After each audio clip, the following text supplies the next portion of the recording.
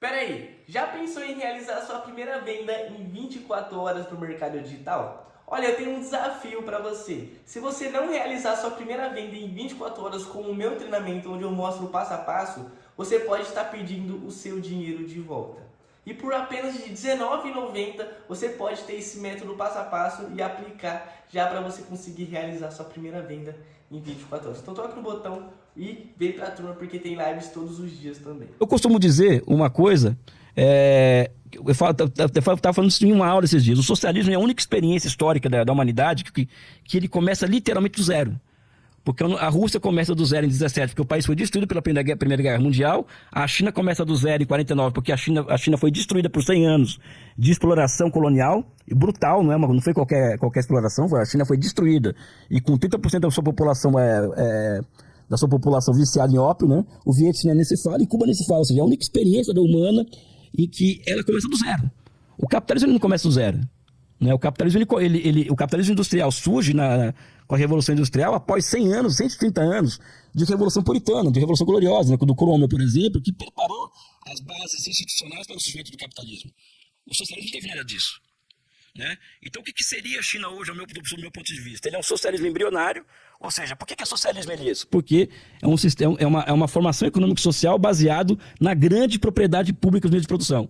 Então, as grandes empresas estatais, os 96 conglomerados empresariais estatais, que são como se fossem 96 empresas conglomerados do porte da Petrobras, é o que gera os efeitos de cadeamento para a economia e que gera os ciclos de acumulação da própria economia. Não o setor privado como é no capitalismo. Tem capitalismo da China, tem setor privado, mas ele não é o dominante, não é o que determina a linha geral do processo de desenvolvimento. E também um país que é caracterizado por um poder político, ou seja, uma superestrutura de poder político composto por um bloco histórico. Um bloco histórico nucleado pelo Partido Comunista que visa objetivos que eu chamaria de estratégia socializante, né? Ou seja, não é igual uma superestrutura igual do Japão, da Alemanha, dos Estados Unidos, que são capitalistas mesmo, né?